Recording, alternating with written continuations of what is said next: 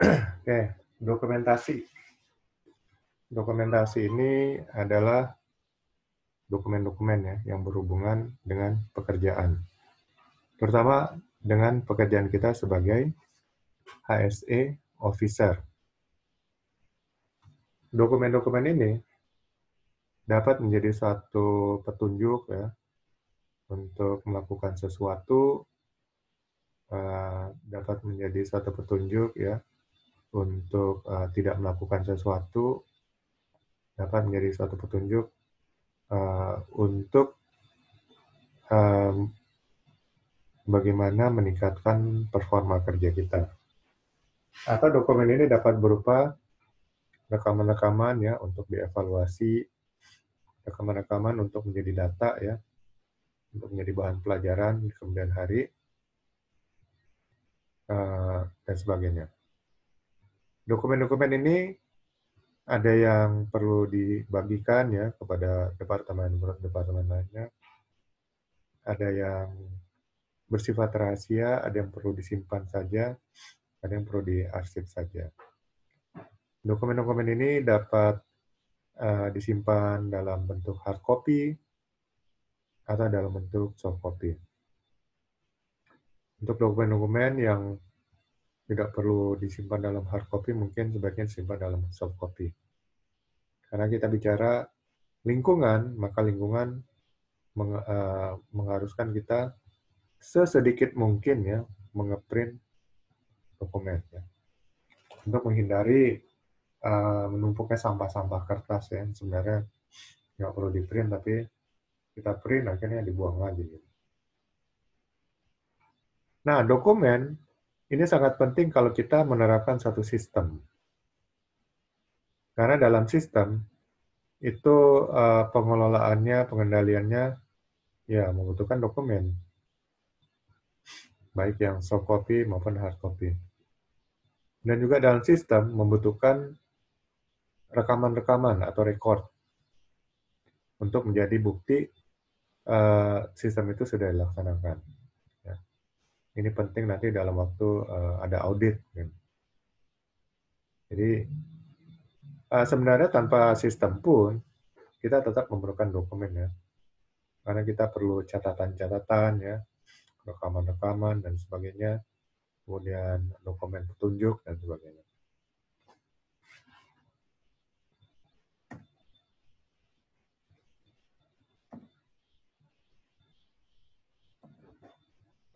Arti dokumen. Dokumen adalah sekumpulan catatan-catatan, baik yang berupa tulisan maupun gambar, yang disimpan di dalam suatu media, baik itu media cetak, ya, media cetak dapat berupa kertas, plastik, kayu, dan lain-lain, maupun media elektronik, seperti flash disk, disket, ya. Disket kayaknya udah nggak ada zaman sekarang. Nah. CD, ini 20 tahun lalu mungkin masih ada. Sekarang orang rata-rata menyimpan dalam CD atau flash disk. Dan CD juga udah makin jarang, orang lebih ke flash disk ya. Zaman USB. Nah, itu dokumen ya. Jadi bisa prasasti-prasasti itu dokumen ya. Jadi walaupun dalam bentuk batu ya, tapi selama ada informasi di dalamnya, selama ada data atau informasi, maka itu dapat dikatakan dokumen. Foto-foto ya itu dokumen. Arti dokumentasi. Dokumentasi adalah pengaturan dokumen-dokumen untuk disimpan, ya, jadi penyimpanan arsip ya. Nanti ada yang mau pinjam, nah itu nanti dikelola, dicatat siapa yang pinjam, kapan dikembalikan. Atau untuk suatu waktu membahas rekaman-rekaman yang sudah ada untuk menjadi bahan pelajaran, nah itu gunanya disimpan. Kemudian direvisi. Jadi ada dokumen-dokumen yang sudah sudah harus diganti ya. dia harus direvisi. Contoh, SOP ya, kita ganti dengan alat baru, maka dokumen SOP-nya harus direvisi. Lalu kebijakan. Kebijakan, kalau terjadi perubahan ya, ada perubahan kepemimpinan, perubahan kebijakan, maka itu direvisi dan itu harus kita ganti. Dan bisa kebijakan kan dipampang di pintu masuk utama atau di ruang direksi. Nah, itu harus diganti semua. Kemudian dokumen itu didistribusikan ya. Untuk dokumen-dokumen tertentu didistribusikan kepada masing-masing departemen ya sesuai dengan kebutuhannya. Nah, untuk pendistribusian ini ada yang perlu dicatat, ada yang perlu enggak. Ya. Yang perlu dicatat itu artinya control dokumen. Yang tidak perlu dicatat itu uncontrolled. Ya. Jadi tidak perlu dikendalikan. Kemudian ada dokumen yang dipinjamkan, yang harus dicatat, siapa yang meminjam, kapan kembalinya. Ada yang diarsip, disimpan buat catatan masa mendatang, lalu dimusnahkan. Jadi perlu dibuat standar dokumen yang dokumen obsolete atau dokumen yang sudah direvisi tidak dipakai lagi itu sampai kapan akan disimpan. Ada perusahaan 5 tahun dia musnahkan, ada yang 10 tahun ya. Jadi kita lihat aja apakah perlu 5 tahun, bahkan ada yang 3 tahun karena sudah dianggap dokumennya nggak perlu lagi ya, udah obsolete. Ini kadang-kadang mungkin masih diperlukan buat perbandingan next-nya. Nah, jadi ada berpikir seperti itu, maka udah 10 tahun lah. Nah, ya, pertengahannya mungkin 5 tahun ya. Jadi yang ideal lah 5 tahun, udah cukup. Kemudian ada yang distandarkan ya menjadi acuan. Seperti SOP ya, Standard Operating Procedure, dan lain-lain. Baik untuk penggunaan pribadi, ya mungkin hanya untuk penggunaan dari highest officer-nya, atau grup ya, timnya, atau untuk seluruh perusahaan atau korporasi. Ya, seluruh departemen lainnya pakai juga. Untuk membantu aktivitas, agar dapat dilakukan semua aktivitas itu dengan lancar, tertib, efektif, dan efisien. Ya, lancar berarti tidak ada gangguan, ya, tertib, ya, sistematis, terstruktur, rapi, efektif, tepat, dan efisien, penghematan. Ya, penghematan sumber daya, penghematan waktu, penghematan keuangan, dan sebagainya. Penyimpanan dokumen. Dokumen yang berupa hard copy dapat disimpan dalam satu tempat, ya, dalam satu ruangan, baik terkunci atau tidak. Tapi kalau dokumen penting ya sebaiknya terkunci ya. Mungkin dimasukkan dalam satu lemari atau apa. Tergantung level kerahasiaan dari dokumen tersebut ya. Jadi kalau memang dokumen top secret atau secret itu ya wajib terkunci ya. Sehingga tidak setiap orang yang bisa mengaksesnya. Kalau di dalam bentuk soft copy ya, kalau di intranet nanti bisa diatur siapa yang bisa mengakses. Umpamanya hanya bisa head departemen ya. Nanti diberi izin dia head departemen, siapa aja namanya, nah itu bisa mengakses. Itu yang ke top secret. Kemudian ada dokumen-dokumen yang bisa hanya dibaca, tapi tidak bisa direvisi. Ada juga yang orang bisa diberi hak untuk merevisi ya. Nah itu di intranet bisa diatur.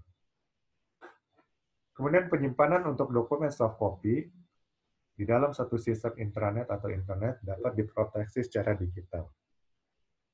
Ya kemudian ya tadi yang saya bilang bisa diatur apakah hanya boleh baca aja atau boleh revisi dan sebagainya. Kemudian penyimpanan secara hibrid dapat membuat dokumen lebih lengkap dan aman. Jadi hibrid ini bisa secara digital ya atau secara hard copy. Sehingga makin lengkap, dan kalau ada masalah dengan digital, kita ada copy untuk hard copy-nya, fisik. Kalau ada masalah dengan hard copy, kita ada copy digital. Nah, untuk dokumen-dokumen penting itu perlu dibuat backup ya. Jadi backup baik hard copy-nya maupun soft copy-nya. Pendistribusian dokumen. Dokumen didistribusikan kepada orang atau kelompok orang dan dapat digunakan dengan baik dan benar dan dapat membantu aktivitas yang dilakukan sehingga terjadi satu hubungan sinergis dan harmonis.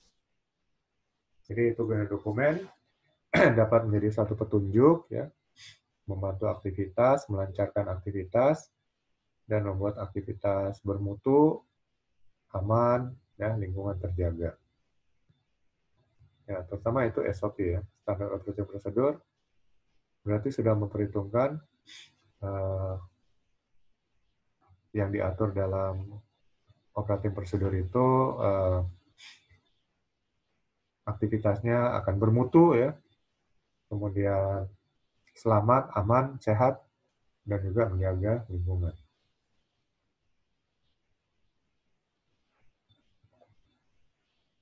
Dokumen yang didistribusikan wajib tercatat, kecuali dokumen yang memang tidak perlu pengendalian atau uncontrolled dokumen. Jadi nanti dokumen kontrol yang catat. Kalau S officer merangkap sebagai dokumen kontrol, berarti dia memang harus mencatat semuanya ya. Baik catatan secara manual atau catatan secara digital. Zaman sekarang mungkin catatan lebih secara digital. Ya nanti umpamanya peminjamannya itu pakai form ya, ditulis manual pakai kertas. Atau bisa juga dibikin lewat digital ya. Semuanya sekarang bisa dilakukan full digital atau hybrid ya, digabung antara digital dengan non digital. Pengarsipan dokumen. Dokumen yang tidak perlu beredar perlu diarsip dan simpan selama lebih kurang 5 tahun ya. Kalau memang standar kita buat 5 tahun. Setelah 5 tahun dapat dipertimbangkan untuk dimusnahkan secara permanen. Ada yang 10 tahun tadi saya bilang ya, karena nganggap itu masih penting. Ada yang 3 tahun karena nganggap ya menuhin tempat aja gitu. Dokumen rahasia ya, atau secret dokumen atau top secret. Dokumen yang bersifat rahasia wajib diprotek penyimpanan dan penggunaannya. Dokumen yang bersifat rahasia wajib diberi tanda dan dikontrol pendistribusiannya. Jadi ada tanda ya, secret dokumen ya, atau yang sangat rahasia top secret gitu. Jadi tidak semua orang umpamanya diberikan hak untuk melihat. Ya, karena mungkin ada rahasia-rahasia yang nggak perlu diketahui oleh karyawan lainnya. Revisi dokumen. Dokumen dapat direvisi oleh pembuatnya atau orang lain yang berwenang untuk melakukan hal tersebut. Dokumen lama yang telah direvisi dapat disimpan sebagai arsip atau diberi tanda obsolete dokumen ya. Dokumen yang sudah dihapus atau direvisi ya. Ini penyimpanannya nanti berbeda ya. Di tempat tertentu yang memang tidak bisa diakses lagi secara umum. Karena kalau umpamanya SOP sudah direvisi, revisi lama masih kita taruh, nanti orang salah lihat pakai SOP standar operating procedure yang lama, ya bisa-bisa menimbulkan kecelakaan gitu. Bagaimana cara membuat dokumen? Pahami maksud dan tujuan dokumen itu dibuat. Jadi kalau kita disuruh membuat dokumen, kita tahu dulu maksud dan tujuan dari dokumen itu. Kalau SOP ya, SOP tertentu, namanya SOP apa? Mengerinda. Kita harus lihat, maksudnya apa? Oh, ini untuk di workshop mungkin satu orang menggerinda, bagaimana langkah-langkah kerjanya. Nah, kalau kita sudah tahu maksud dan tujuan, maka kita bisa fokus kepada hal yang sudah kita ketahui tersebut. Buatlah secara sistematis ya, teratur, efisien ya, menghemat sumber daya ya, waktu, tenaga, uang, namun tetap efektif ya, tepat guna. Kemudian uji dulu dokumen yang telah dibuat dengan cara simulasi ya, atau uji langsung di lapangan, atau uji brainstorming ya, curang pendapat ya dengan satu tim, atau uji dengan penggunaan langsung selama beberapa waktu lamanya. Jadi sebelum dipakai ya, secara resmi, harus diuji coba dulu dokumennya, terutama dokumen SOP ya, yang sampai nggak tepat ya, salah dan bisa menimbulkan performa yang buruk atau bahkan insiden. Dokumen yang telah lulus uji dapat ditetapkan sebagai satu dokumen standar. Mengimplementasikan dokumen. Sosialisasikan dokumen yang akan diimplementasikan kepada orang atau grup terkait. Jadi contoh SOP tadi ya, kalau sudah lolos uji, ini harus disosialisasikan ya kepada orang terkait atau grup terkait. Ya kalau nggak disosialisasikan nanti mereka salah pemahaman atau mereka nggak tahu ya, langsung main ngasih aja dokumennya pakai, ya, mereka nggak tahu, nanti salah mau. Kemudian berikan penjelasan secara detail penggunaan yang baik dan benar terhadap dokumen tersebut. Ya mungkin perlu dibuat satu kelas khusus ya untuk menjelaskan ya kepada satu tim. Kalau hanya kepada nggak mungkin satu orang juga ya, kalau satu tim ya walaupun nggak ada hubungannya tapi rata-rata head departemen dan semua orang safety wajib tahu. Kemudian aktivitas terkait implementasi berdasar dokumen tersebut wajib dimonitor ya. Jadi setelah dijelaskan mereka implementasikan ini harus dimonitor ya. Karena ini dokumen baru, jadi jangan sampai salah dalam implementasinya. Dalam kurun waktu tertentu ya, untuk melihat keefektifan dan efisiensinya dan jika perlu dapat direvisi kembali. Jadi dengan kita monitoring, kita dapat lihat, walaupun uji coba sudah dilakukan, tapi mungkin masih ada celah-celah lain yang luput dari pandangan kita. Nah, saat diimplementasi inilah kita kembali lihat ya, apakah ada hal-hal yang memang belum tepat, dan kalau memang ada, harus segera diperbaiki. Mengelola dokumen. Dokumen-dokumen penting harus ada backup ya, atau backup ini bisa backup hard copy, jadi ada kopiannya, atau soft copy-nya ya, ada dokumen soft copy untuk backup, bisa berbentuk hard atau soft copy.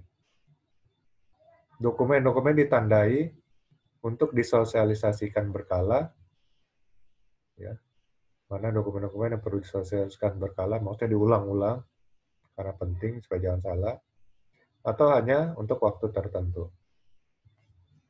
Kemudian dokumen-dokumen yang tidak perlu di-print, tidak usah di-print ya, untuk menjaga lingkungan kerja.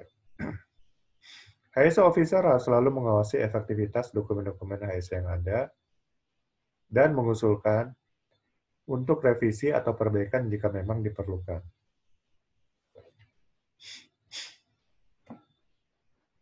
Dokumen-dokumen terkait tugas HSE Officer atau Safety Officer. Nah, ini SOP, Working Instruction atau instruksi kerja, Job Safety Analysis. Ini merupakan dokumen-dokumen penting yang harus diketahui oleh Safety Officer. Safety Officer harus mempelajarinya, karena ini bagian dari pengawasan dia. Ya, saat dia inspeksi, dia akan lihat apakah pekerja bekerja sesuai prosedur atau enggak gitu. Kemudian untuk matriks pelatihan ya, pelatihan safety. Ini benar-benar nanti harus dibuat dengan benar ya, sehingga mempertimbangkan mungkin untuk pekerja-pekerja yang off ya, kalau umpamanya jam kerjanya tidak dari jam 8 pagi sampai jam 5 sore, karena mungkin ada shift-shiftan gitu dan sebagainya. Ya, nanti dibuat bersama tim nanti safety training matrix. Setelah jadi, disosialisasikan kepada seluruh karyawan. Kemudian data aktivitas rutin seperti inspeksi, observasi, meeting, ya, coaching, drill atau latihan, training, laporan tugas dan aktivitas, dan lain-lain. Ini perlu diperhatikan ya, supaya semuanya bisa dilaksanakan sesuai schedule. Jadi jangan sampai terlupa. Nah, mungkin ada perlu dicatat khusus atau perlu reminder ya. Sekarang dengan smartphone pun bisa menjadi alat untuk mengingatkan atau reminder. Kemudian data aktivitas tertentu seperti investigasi insiden, audit, dan lain-lain ini perlu disimpan ya, direkam.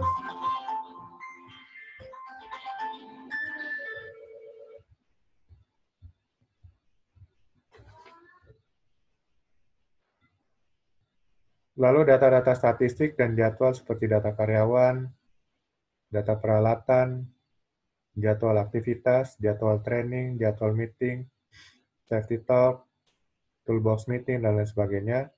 Ini juga menjadi data-data yang perlu diperhatikan oleh HSE officer, karena ini merupakan bagian daripada tugasnya. Jadi safety officer jangan sampai lalai atau lupa ya dengan dokumen-dokumen ini, sehingga mereka bisa bekerja secara efektif ya, dan juga efisien.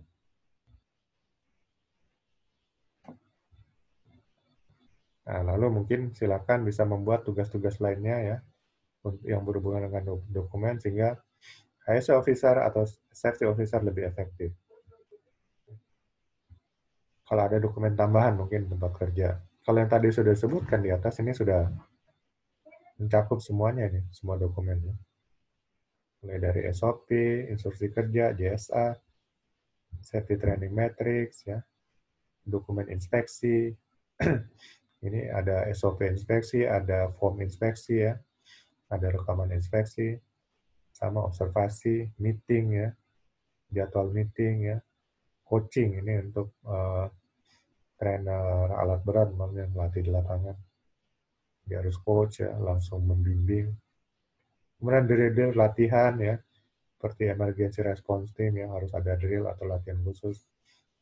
Training ya, sesuai jadwal. Kemudian laporan-laporan berkala. Nah, ini semua dokumen-dokumen penting.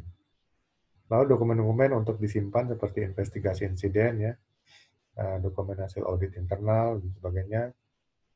Ini disimpan ya, diarsip.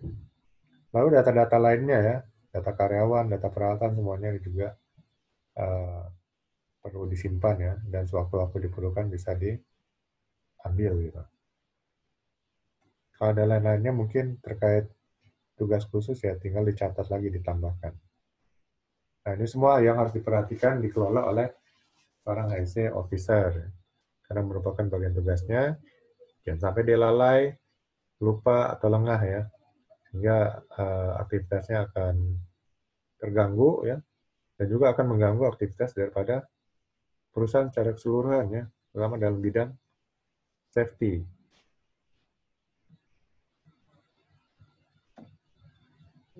Oke, itu mengenai teknik dokumentasi. Sekarang kita diskusi, silakan kalau ada yang ingin bertanya.